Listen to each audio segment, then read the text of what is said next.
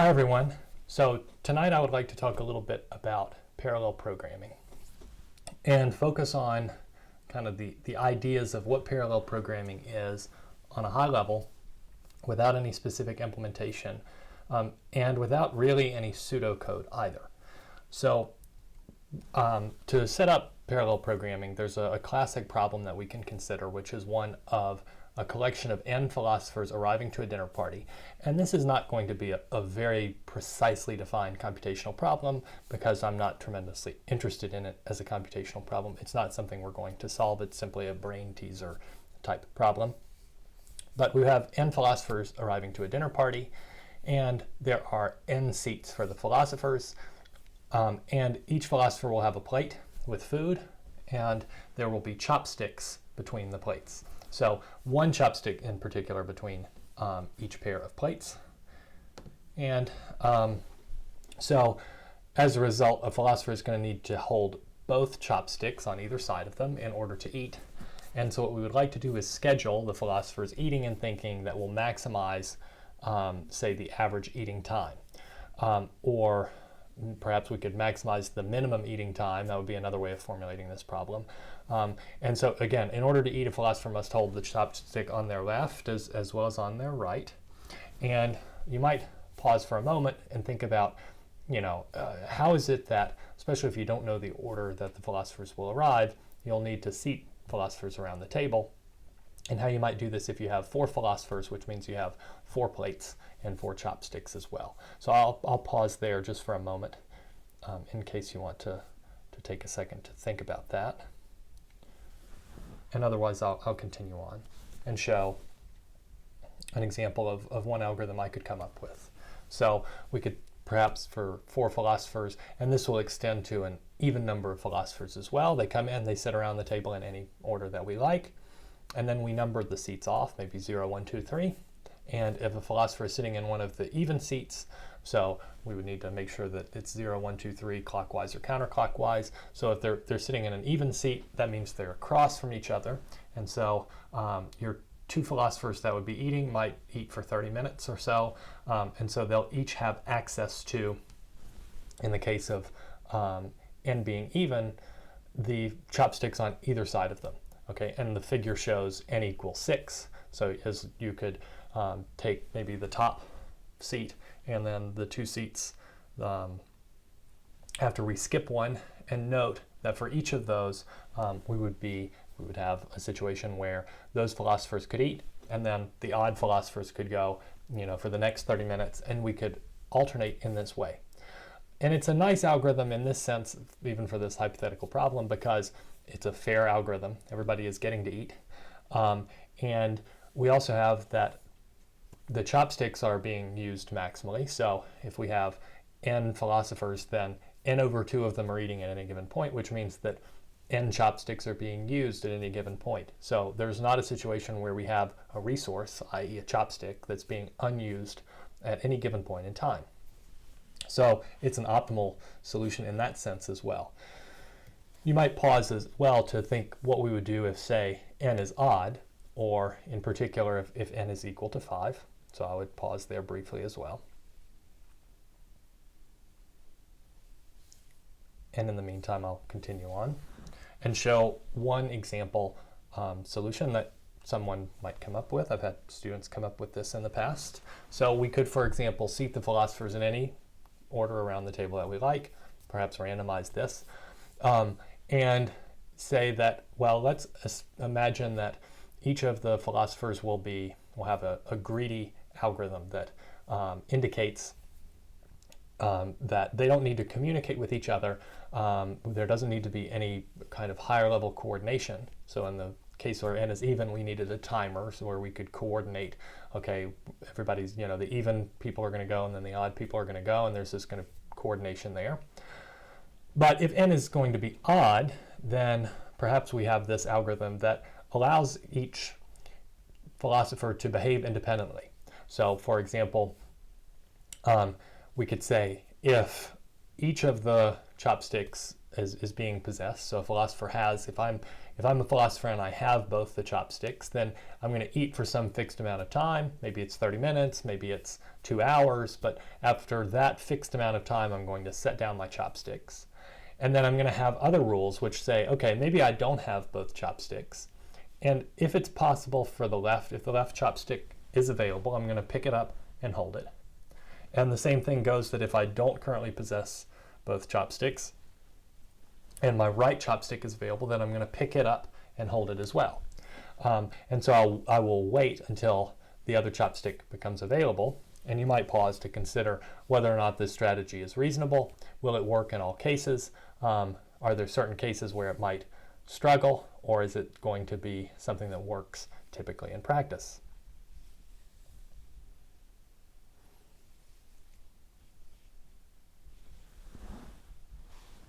There is one particular case, if I continue on, where we would be in a really bad shape, which is that if, say, all the philosophers arrived at the same time and you seat them at the table, they all pick up the left chopstick, they hold it, and then no one ever relinquishes their left chopstick, so we have all N chopsticks are being held, no one is eating, and there's no condition that would allow those that chopstick to be set down, and so as a result all the philosophers starve.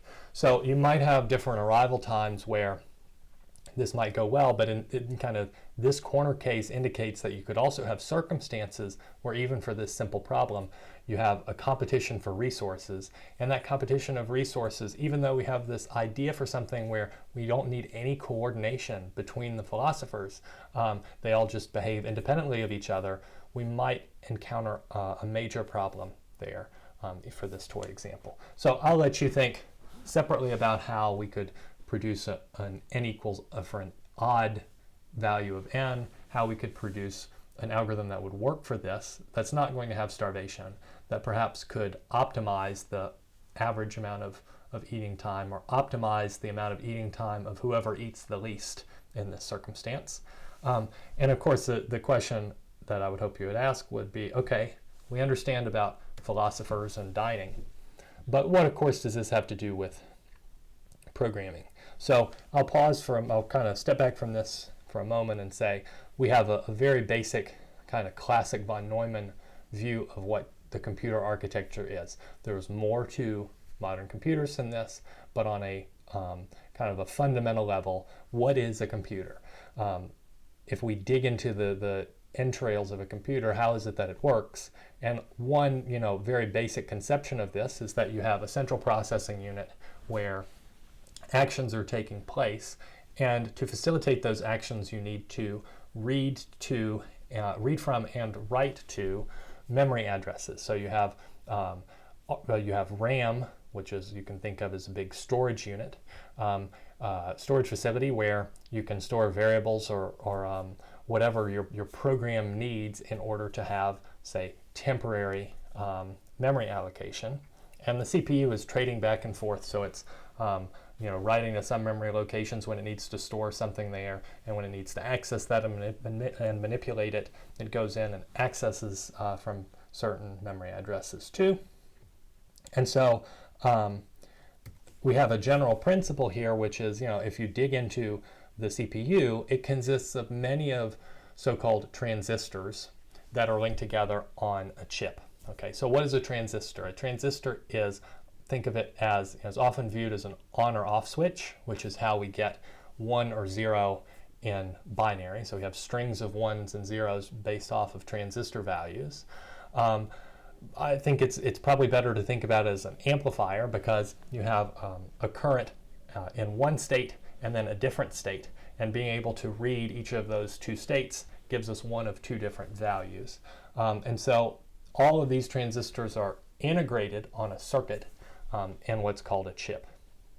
And so you have kind of ones and zeros, whether you're in the memory or whether you kind of dig into the integrated circuit itself.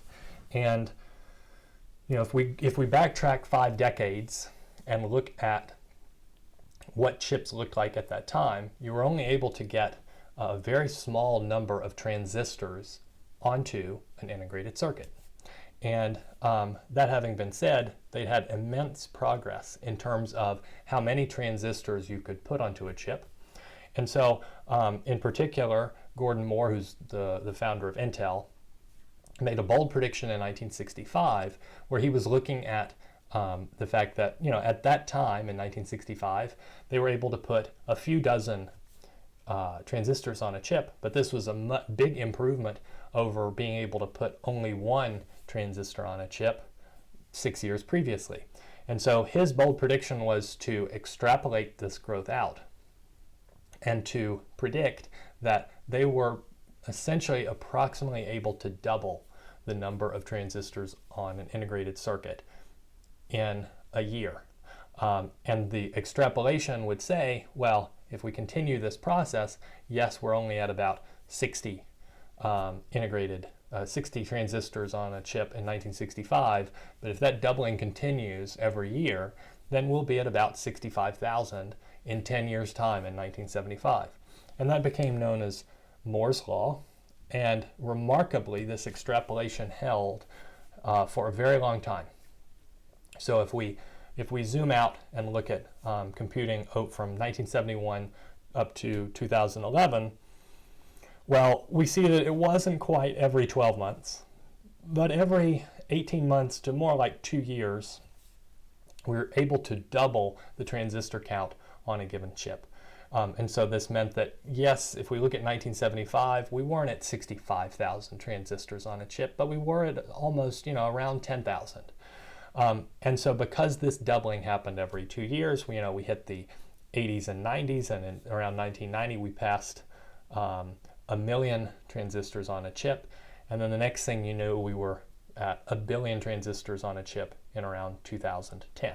So this is an enormous amount of computing power, computing capacity, because the more ones and zeros we can put into a chip, the greater the computational power is in the same space. And so I should note, Moore wasn't necessarily that prescient about everything. Here's at least the cartoonist's vision of his computer store in the paper where he made this prediction. So I look at this and it does it's not necessarily the most reflective of computer stores in today's age. You also have this word notions and this kind of concept of a department store where you could buy a handy home computer next to the cosmetics and next to the notions. I didn't even know what that was the first time I saw this. And then within the 3 weeks or so after I saw that figure, I noticed a couple of places just around Pittsburgh, one in a drugstore and the other just printed on the side of the building. And so it's a sewing product. And that just kind of shows how dated, though, I think that this cartoon is. Also, I'm always creeped out by this guy who's the computer salesman. He's got the gigantic hands with this computer that has like 6 buttons on it, right? And definitely not someone I would buy a computer from personally. Moore did make another prediction. Moore said, well, if you ask the engineers, they're going to tell you the more things that you pack into a tightly bound space and you have electricity passing through that, the more heat you're going to generate. And so he said, I think that it's something that we've been able to handle thus far, and it's something that we'll be able to continue to handle, this heat problem in the coming years. And he was right about that for a really long time, but he wound up being wrong about it in the long run, because we started to see certain factors, let's say the last 10 years or so, where this idea that we can just continue doubling the resources within the computer winds up being somewhat flawed. So the first area of stagnation, when I was a kid, they were always selling computers based off of clock speed, or the number of cycles that the computer can go through per second within the CPU. And that's because they were having all these advances. So they would release a laptop, and then 2 years later we would be able to go from 100 megahertz to 200 megahertz, and then another couple of years went by and we were at 400 megahertz, and the next thing you knew we were at 1 gigahertz. And this started to plateau around 2005, and the reason was because you ramp up the clock speed, you hit a point at which you simply cannot handle all the heat that you're generating. So the world record is probably a bit over 8 gigahertz on the internal clock speed of the computer, and how fast it can go through and carry out operations. And in order to even reach the world record, computers will typically have to be cooled off with liquid nitrogen in order to keep them cool enough to operate at that speed. So you see this big plateau, and we're seeing plateaus in all aspects of computer engineering, or at least slowdowns. And so some people have said, well, what do we do in a world where Moore's law isn't just an automatic thing that we can assume? Bill Daly has a good quote here where he says, well, we need to move past what we can do with a single processor, a single CPU, and to make the jump into parallel processing. So what is parallel programming, and how is it that we can understand it in an introductory programming course? We'll compare what parallel programming is to what serial programming is. So serial programming is what up to this point in the course we've thought of as programming. So it is performing a series of computational tasks sequentially, meaning in some specified order. So we have one task, and then we complete the next task, and the next task, and the next task, and the next task, and so on.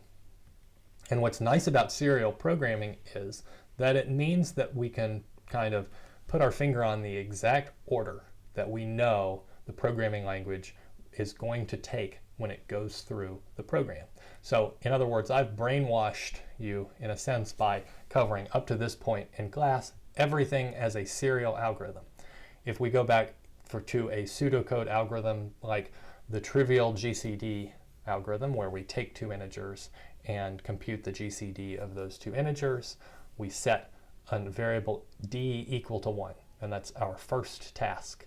And then the next task is to set m equal to the minimum of a and b, and that's a subroutine, which means that we'll now wait on this task, we're at kind of we cannot set m yet, and so instead the first thing that we do is go to min2, and remember that had an if statement where we would check which of the two is smaller, and we return the smaller of the two.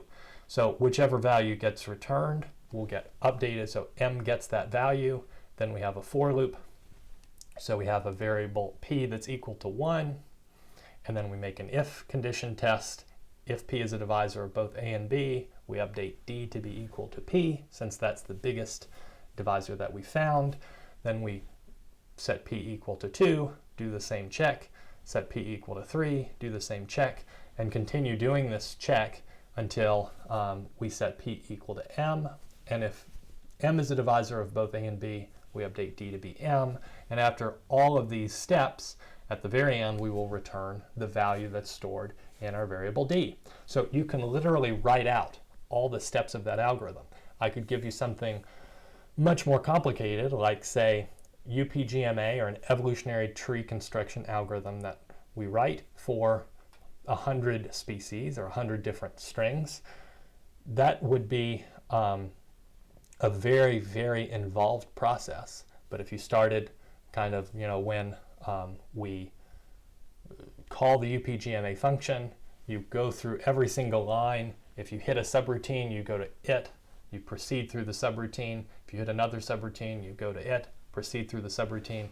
This is the beauty of abstraction in one sense in programming, that we can take something that step by step would have thousands or millions of steps involved, and we can understand the flow of the program without needing to know at any given point in time the exact task that the computer is undertaking. That's a very, very powerful, seminal idea in computer science when we program.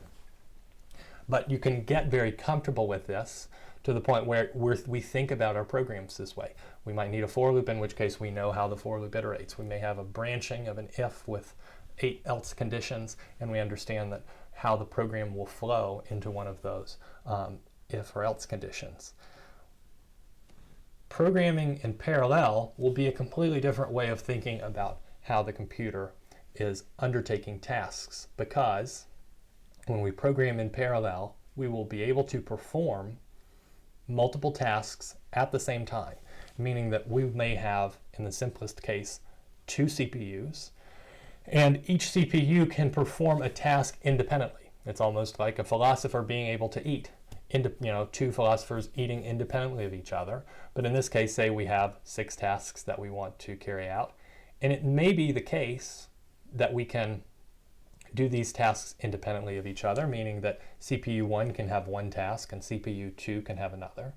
And then maybe when they're finished, we give them a task. CPU 1 may finish its own task first, and we give it kind of the orange task, and it continues. And so you have independent processes. And then maybe when all 3 tasks have been finished by each processor, maybe there's some communication between them, and then we can move on to whatever the next task is. All right.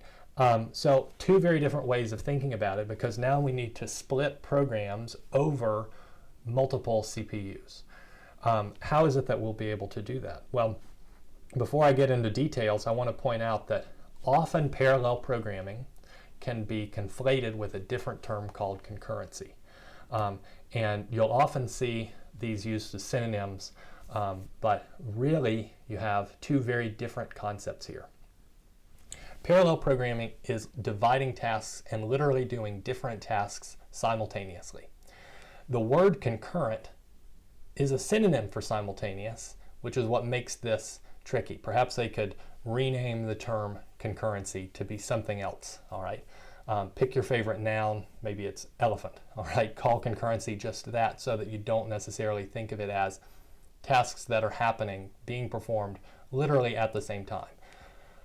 A concurrent program would have tasks that are in progress at the same time, but is not necessarily doing the tasks at the same time. That's how I think of it. And so, for example, we could have a little bit of one task that we carry out, and this could be done with a single CPU, and then we pause it for a bit and we switch to something else. And we continue on with that task for a little bit, and then we switch to a new task, and we switch to a different task, and we switch to a different task, and then we fill it up a little bit more. So I think of this as, you can think about these tasks almost as like, cups that we want to fill with water. If you have, the classic serial program is that we have one jug and you have multiple cups, and we fill all of one cup and then all of the next cup, then all of another cup and all of another cup, and so on. And so we're only undertaking one task at a time, and it's very sequential. With parallel programming, maybe we divide the cups in half and we have 2 jugs, and each jug is filling up its own cup of water. With concurrency, it would be that, say we have one jug, we fill up a little bit of water into one cup, a little bit into another, we come back to the first cup, we go to another one, we fill it up. And so we're doing only one thing at one time, but we're kind of keeping these tasks at least open at the same time. So they're at least in progress. And this is fundamental to how your own computer, whether it's a laptop or a personal phone, is actually working, because your computer has more than one program open at any given time. It's able to, say, run your email client and check whether or not you have an email at the same time as it's displaying a video that you're watching on a streaming service.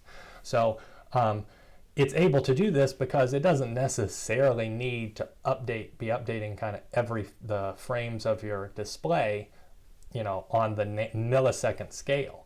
It only needs to do something like this, if it's 30 frames per second, and every 1/30th of a second it needs to come back to update your screen, for example. I think this is a simplification of the process, but you get the idea that if your computer is very fast, it's able to keep all these threads or all these processes open and kind of manage them behind the scenes, even though at any given point in time it's still just filling one of them. All right, and there's a whole issue of how this is being managed behind the scenes, but I can do this with one jug of water, or I can implement concurrency in parallel too. So I could have multiple jugs and I'm filling all these cups, a little bit at a time. And that would be kind of a marriage between concurrent processes and doing them in parallel. All right, so there's just my simple illustration to show we can kind of do a little bit at a time. And you don't need multiple CPUs in order to achieve concurrency. The issue is that programming languages, in order to fully appreciate how we could write, say, a concurrent program, or how we could program in parallel, mostly haven't caught up to the realities of how we can implement this type of thing. And that's can be a shame because parallelism is a way of life. There are supercomputers that have tens of thousands, hundreds of thousands, millions of cores.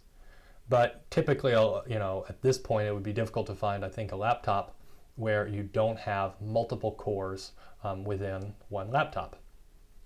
And so if you zoom in on the former diagram that I showed before, you have, around 2010, you start seeing core 2, 6 core, 4 core, 16 core, 10 core, and so on. So you have multiple cores within the same machine.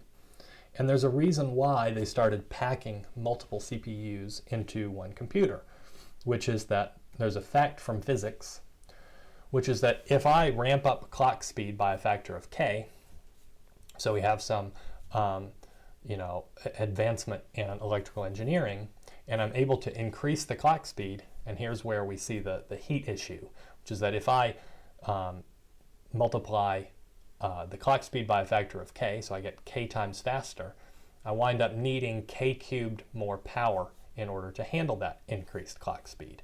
So you might pause for a moment and consider which processor of these two might have the more efficient power usage. You have one processor that's a single core, and you have a faster clock speed at 4 gigahertz, and you have a second processor that has 4 cores, so essentially 4 CPUs within it. But you have a slower clock speed, so the rate at which you're able to undertake these operations within the computer is half as fast. So I'll pause for just a moment and let you consider that.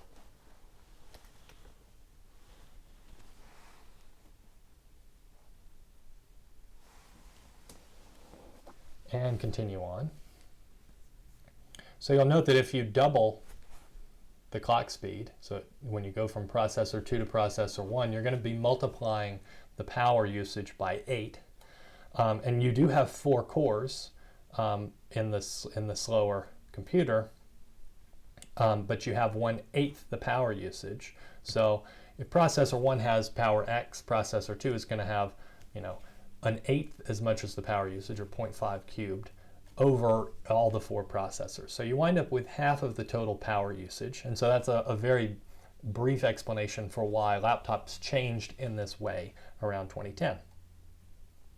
Another way of looking at this too is that if I go back to our architecture of a computer where you have memory addresses and a CPU where you're reading from and writing to the memory addresses, that's the classic serial memory architecture. So you have, if you're programming serially, then you have one large bank of memory, one single central processing unit. But you could also have, say a multi-core laptop where you have one bank of memory. You have, say, 4 cores or 8 cores or however many cores your laptop has will have access to that shared memory. And now you have a competition for the same resources. So we're back to dining philosophers where you have to manage this appropriately so that you don't have, different CPUs overwriting the same place. You would hate to have multiple cores and then, just because your email client is open, it causes Netflix to crash. So you also have a distributed memory system, so that would be something closer to, say, like a computer cluster where you have memory that's distributed. So maybe you have a shared memory machine and another shared memory machine, but then they're all connected to each other over a network, and you have to have, a completely different architecture there, a different way of solving problems, because here you need to communicate back and forth between the CPUs, each of which, each little independent computer here having access to its own memory, so the memory is distributed, but then they're perhaps solving pieces of a problem and then they need to communicate back in order to get an answer to that bigger problem. So I always pause to think, well, what kinds of problems would be easy to parallelize? Say that we have a computer cluster and we have 100 cores, and each core can solve a piece of a problem, and then we want to combine the pieces in some clever way in order to solve a larger problem and leverage the fact that we have 100 cores. What are the kinds of problems that we've seen thus far in this programming course that would be easy to parallelize? It's always a difficult question or word for me to say, parallelize, and the easiest type of problems or algorithms to parallelize are often called embarrassingly parallelizable. Okay, so but what have we seen in the course, now that I can get through that term, embarrassingly parallelizable? What are the kinds of problems that we've seen, or the kinds of algorithms that we've introduced? And they can be easy simple examples, but what do you think would be easier to turn into a parallel program if we want to divide it over, say, n cores and coordinate a solution over, multiple machines? I'll pause for a moment.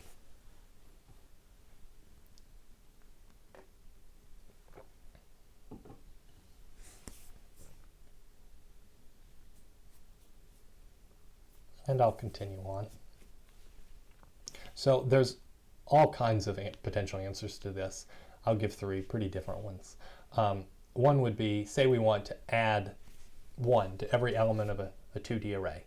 Well, I can or it could be a 1D array also, it doesn't matter how many dimensions it has, but I could divide up the array into n approximately equal pieces, and then I could assign each of my cores to the task of adding 1 to every element of that array. And so they don't need any coordination or any communication, because this process would be completely independent over all of the little chunks. Another one would be if I'm running an algorithm on a data set. Say I'm wanting to find replication origins in genomes, or I'm solving some other problem on a genome, and I want to do that problem many times. So I want to solve the exact same problem on a huge number of completely independent data sets. Well, I can say if I have 100 cores and I have 10,000 genomes or 10,000 data sets, I could divide those 100 to each core and run that same algorithm 100 times on each core, and then I would have my 10,000 solutions. Another similar type of solution would be Monte Carlo simulation. So if we want to simulate a presidential election and we want to run, say, 1,000,000 trials, and I have 10 cores, well, I could run 100,000 trials on each of my machines, and perhaps I get an average result of whatever the simulated election is over all those trials, and each core will give me their stochasticity, so they won't give me an exact answer. They're not going to all match exactly, but I could get a very robust answer if I take the results that they each give me and then at the end average all those results. So that would be a very natural example of, if we've got a bunch of cores, how we can use them effectively and really leverage the idea that we've got of how kind of computing at scale can work, where we have many cores instead of thinking only serially about problems. Let's look on the other side of the spectrum. So let's think, you might pause for a moment and consider, here is a very simple problem to solve serially. If I give you an integer n, and I want you to tell me, I should say number, but it should say integer, yes or no. It's a decision problem. It's a yes or no question. Is the number prime or not? And this is at the very basics of a programming course. We, at the beginning of this course, wrote an isPrime function that would handle this, where we simply check each subsequent divisor, starting with 2 and going up to the square root of n. And if we find a divisor along the way, then we know that the answer is no, that the given integer n is indeed composite. So if we survive that process though, and we don't find any divisors between 2 and square root of n, then we can output, yes, we didn't find anything, so the number is prime. All right, great.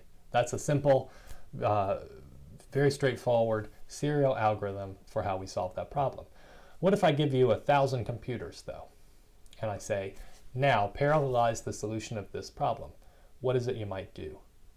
And again, I'll pause briefly before continuing.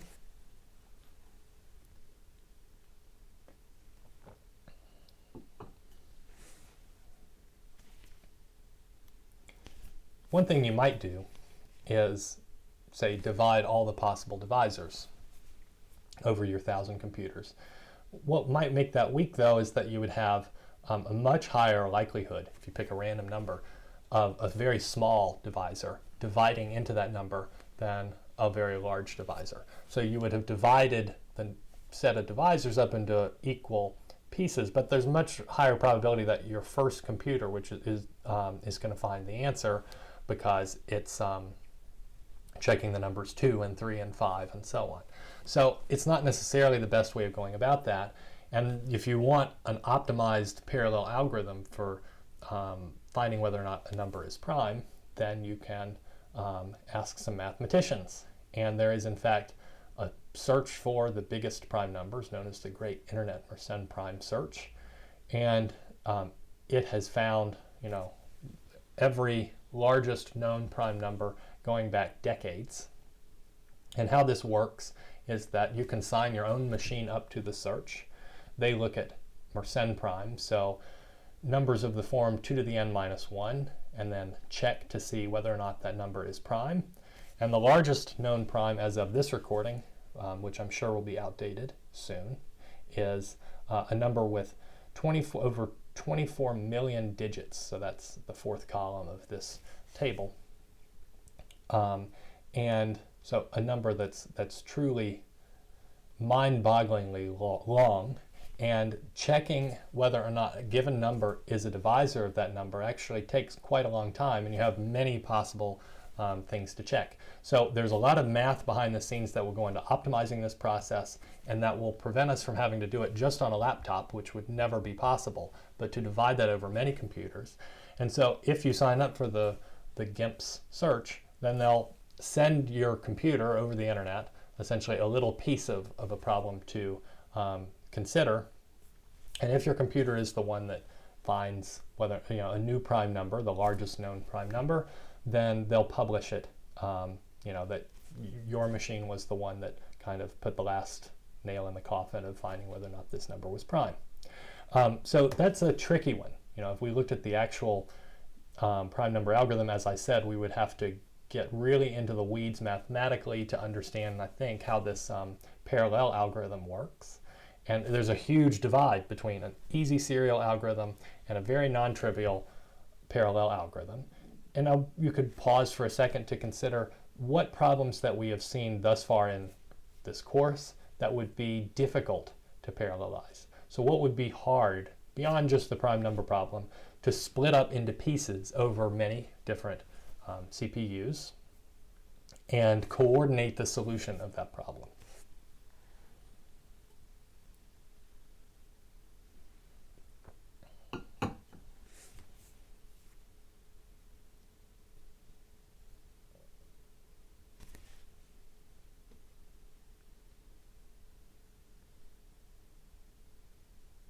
And I'll continue. One classic one that I love when a student tells me is, okay, how about game of life? So we looked at cellular automata, one of which is the game of life.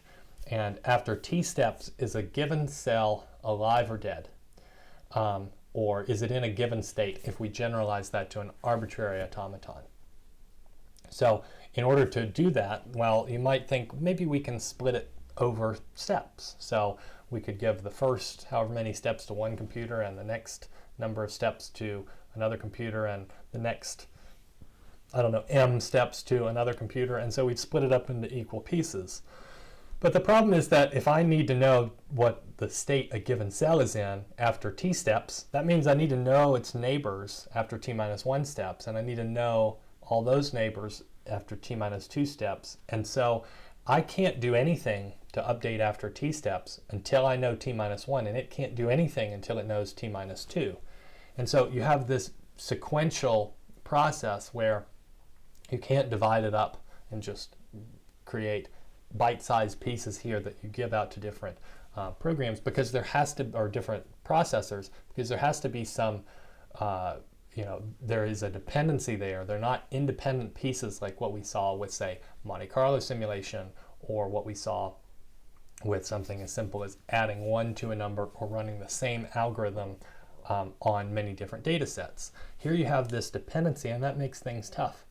Another one, if we look at an even simpler example, if we wanted to compute the nth Fibonacci number in the classic way where we sum the previous 2 numbers in the sequence to get the nth Fibonacci number, well, because you have that dependency, you can't compute fn without fn minus 1 and fn minus 2. You can't compute fn minus 2 without fn minus 3 and fn minus 4. And so it's the same issue, is because you have this dependency, this chain of dependencies, you're not going to be able to split that problem up into pieces. And whatever the nth Fibonacci computation is going to have to sit there and wait. And so it can't start the process of, say, filling some jug, filling some cup with water, because it has to wait on the thing before it. So you could have one computer, or you could have 1,000,000 computers. It's a sequential process, and you're not going to see any speed up. I should point out that for the nth Fibonacci number, there's actually a closed form, which will often mystify people as to how this formula could possibly even give you an integer, let alone the nth Fibonacci number, but it does.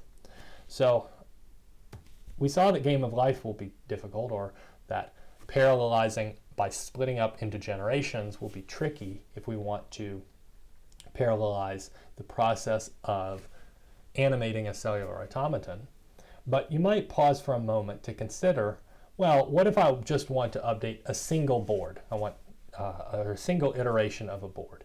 So I have a given game of life board, and I want to update that board to whatever it is in the next step. Or more generally, I have a given configuration of an automaton, and I want to update that to whatever the configuration of that automaton will be, regardless of what its rules are, in the next generation. So I'll pause for a moment there.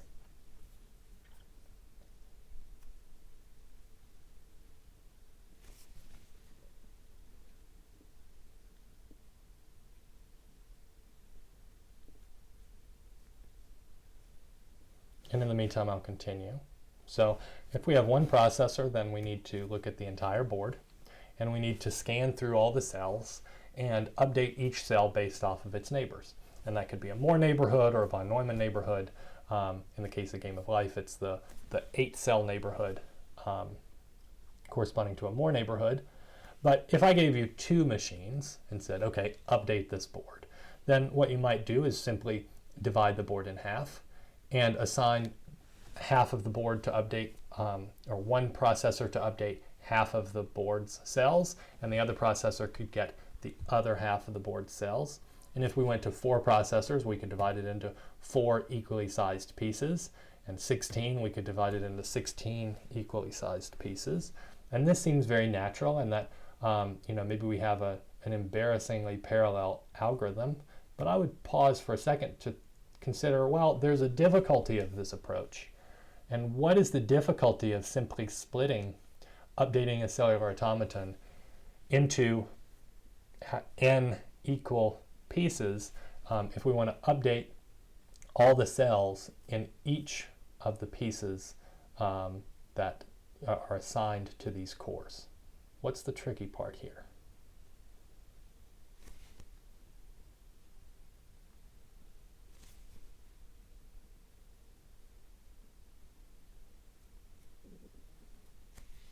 And continuing on, just as we saw with dining philosophers, the hard part becomes that you may need some coordination. And so that's certainly the case here, where any cell that's on a boundary is in some sense going to need to be dependent on what the values of the cells are across the boundary. So if I'm on a boundary, then my neighborhood will extend across to the set of cells that's being assigned to a completely different core. And if these processes were truly independent, then you could simply update all the cells, and they don't need to know any information outside of their what is assigned to their core, so their subboard, so to speak.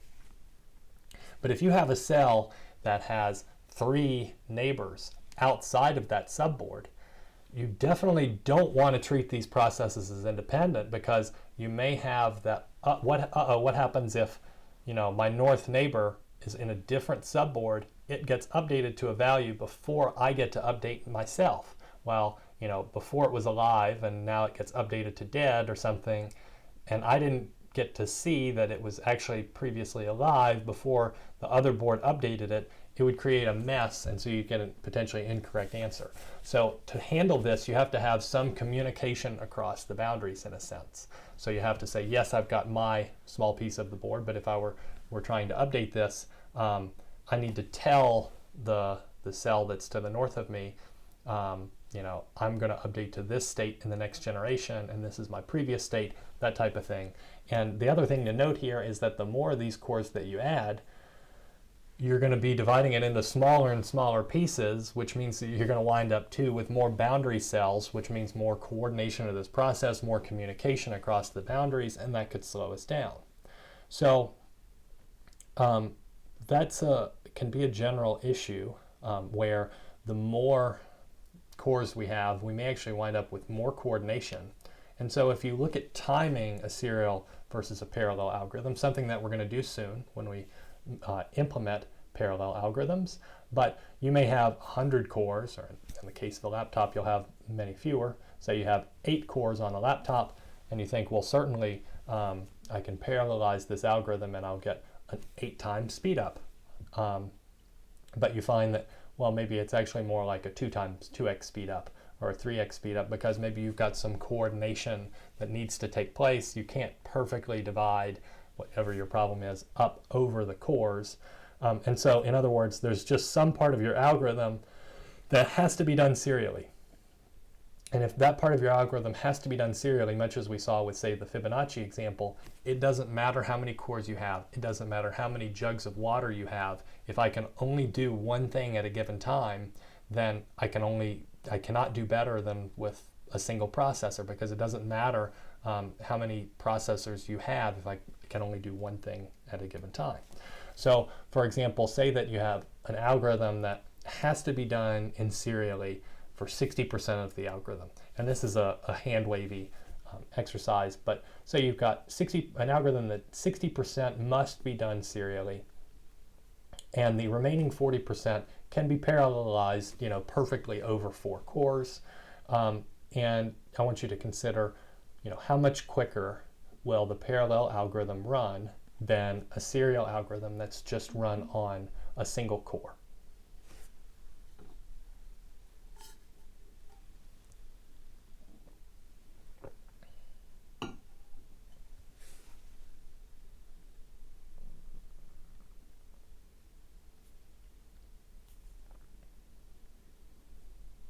And so continuing on, we have that 40% of the algorithm can be divided over the 4 cores. The remaining 60% will remain the same. And so you wind up with, well, a fraction of 0.7. And so you have a 30% faster algorithm than what you had before. That's not the best for something where you have access to 4 cores. You do see a speed up, but you don't see a huge speed up. What would happen if we had n cores and p% of the algorithm can be run in parallel?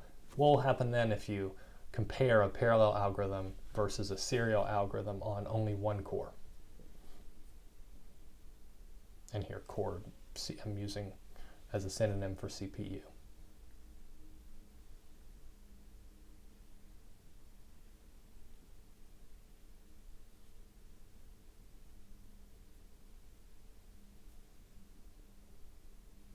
And I'll continue on to say that, well, this is just an extension of what we've seen before. And showing the answer, we have that you have p% can be parallelized, so we divide that p% over n cores. And the remaining, it doesn't matter whether we have 1 core or n cores, so we have the remainder, which is 1 minus p, fraction of that algorithm, needs to be done regardless. And so the total time there is p over n plus 1 minus p.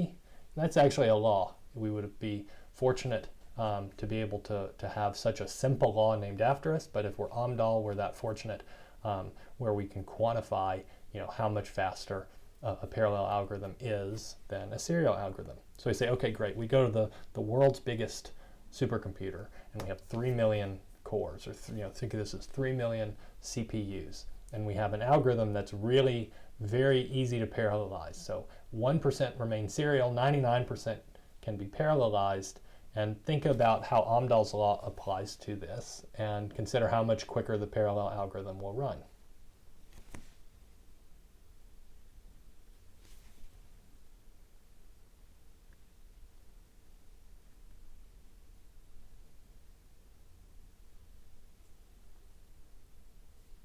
And so here n is equal to 3 million, and p is equal to 0.99, which means that 1 minus p is 0.01.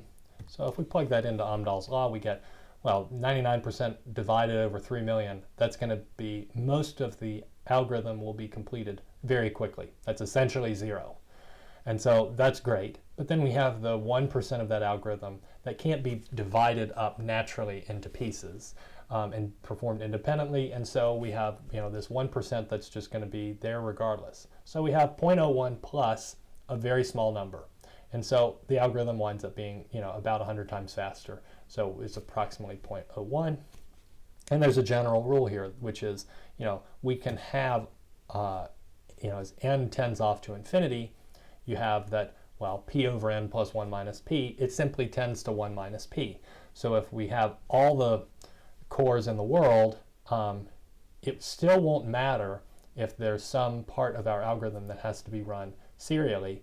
We're still going to have to run that part serially. And I think this is a good kind of maxim in practice, that most algorithms are not going to be embarrassingly parallel. Some processes can be easily divided in many pieces in a supercomputer, but for some things, for some processes, you're simply going to have part of your algorithm that has to be done serially or that has to involve some amount of coordination. And so what we'll see is that it's not simply a matter of overwhelming a problem with computing power, that we may simply have other barriers to consider. And I think that's a relevant point in terms of the larger view of computing, which is that there are certain problems that are solvable and that can be solved in a reasonable amount of time, but that even for large data sets, it's not simply a matter of just throwing a supercomputer at them and assuming that the supercomputer, because we have many cores, possibly even millions of cores, that it will make our work easier. That may not necessarily be the case. So I wanted to provide kind of that very general overview of principles of parallel programming, as well as how parallel programming differs from serial programming, both in principle, in spirit, as well as in examples where we can hit difficulties in trying to convert a serial algorithm to a parallel algorithm. And this is before we ever consider anything like how we could represent a parallel algorithm on the level of pseudocode, or how we could implement a parallel algorithm in a particular programming language. And then the final thing to consider too is that we have two different notions, one of a parallel algorithm where we're doing multiple things literally at the same time, and we also have the principle of concurrency, where we may have multiple things in progress at the same time, but not necessarily doing those things at the same time. We may simply be managing them, kind of in progress at the same time. So that's it for the theoretical lecture on parallel programming. And next time I hope you'll join me, because I want to show how this can be implemented in practice, and it can be really cool to see how we'll need to reframe our computational thinking in order to even implement even a simple algorithm when we move from the serial world to the parallel world. So until then, I hope you'll join me, and thank you for joining me this time. I'll see you then.